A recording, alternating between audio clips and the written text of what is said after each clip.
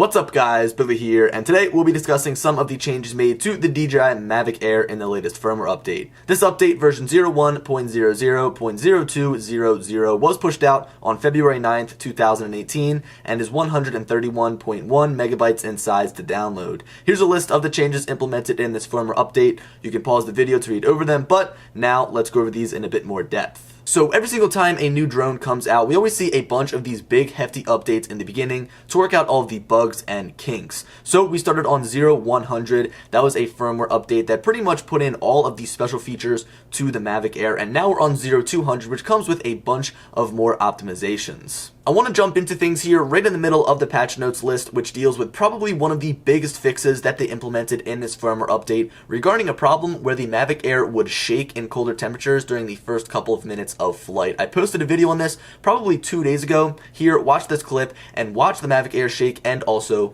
listen to it.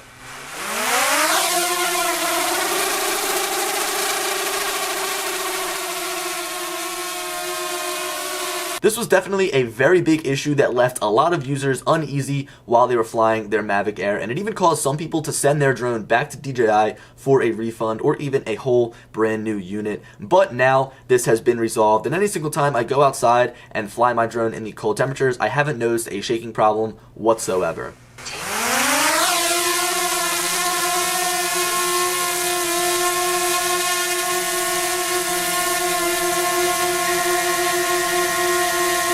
Now before I move on, I just want to give you guys a bit more information on this subject. So on one of the previous videos I posted, 51 drones reached out to me and said that they had fixed an overcorrection in the IMU that caused the drone to shake during colder temperatures. So again, that's been fixed, and I always thought they were able to actually implement this fix in a software update or a firmware update to the drone itself, and I'm really glad they were able to do that rather than do a whole entire recall on the drone because of faulty parts. The next thing that was optimized was the shutdown time of the Mavic Air, which I noticed from the very beginning. It always took so long to turn off. I would sit there waiting to pack up, turn off the drone, have my gimbal guard in hand, and the LEDs would stay on and the fan would stay on for an extra 7 or 5 seconds. But anyway, they definitely shortened this time down. Here, take a look at the comparison.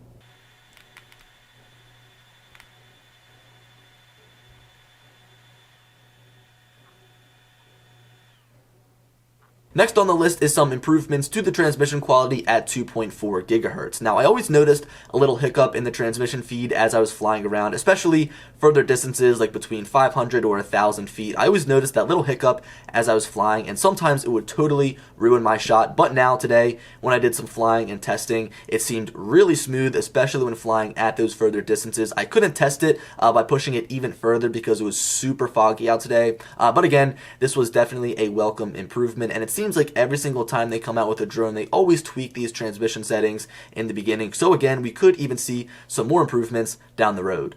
Another change implemented in this firmware update has to do with the Asteroid Quickshot, which starts out as the 360 panoramic picture and then zooms into a particular part to turn into a video. It's really cool, but something I always noticed is it was either too dark or too bright. Most of the times it was way too bright. I've seen this through Twitter, I've seen it through Instagram. It was always overexposed or just a little bit underexposed, and in this update they seem to tweak the exposure settings. So I set out to test this Quickshot out on the 0100 firmware, and it seems a bit dark, but now taking the same shot on the 0200 firmware, it seems to brighten up a bit. Now granted, it was a little bit foggy outside, but I definitely was a lot happier with the shot after the update than I was before the update. Some of the final updates within the patch notes seem to be pretty serious. I haven't encountered them, but I figured I'd read over them. So the first one fixed an issue that occasionally prevented the aircraft from taking off following activation. That didn't happen to me.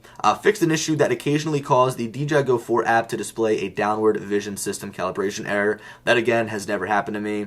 The next one fixed an issue that caused the battery level display to be incorrect if an intelligent flight battery was not fully charged when used for the first time. That didn't happen to me. And the final one fixed an issue that occasionally caused the aircraft to land unexpectedly. That has never happened to me. That's probably the worst thing that could happen to you if you're flying over water or something like that. But again, those 4 things seem pretty serious, and let me know down in the comments if you've experienced any of them. Now, as far as the remote controller is concerned, we got a firmware update for this as well. I believe it ends in 0100, and it does implement a couple of cool features and changes to not only the remote controller, but also the Mavic Air itself. So first of all, is in coordination with the DJI goggles, and we now have the option of head tracking gimbal and head tracking flight. So with head tracking gimbal, this will allow you to strictly look up and down, while with head tracking flight, this will allow you to look any way that you want by spinning the entire drone. Even though it's a cool concept, this feature definitely needs some work, and I've said that since the very first day that I got the DJI goggles and I was using it with the Mavic Pro. It moves way faster than your head, and it sort of makes you sick. So this just simply needs to get better. The final point I want to cover under the remote patch notes regards the connection between my mobile device and the remote controller. Oftentimes, I would sit there waiting for it to recognize and nothing would happen. I would try unplugging from the remote and plugging it back in, and that would work, although sometimes it still left me with no connection. After this update, I've had no problems, which definitely saves me some frustration. So guys, that wraps up this video. The biggest change in my opinion was definitely the fix to that shaking problem, as that basically affected anyone who was flying in colder weather. Anyway, hope you enjoyed the video, and as always, I'll talk to you later. Peace.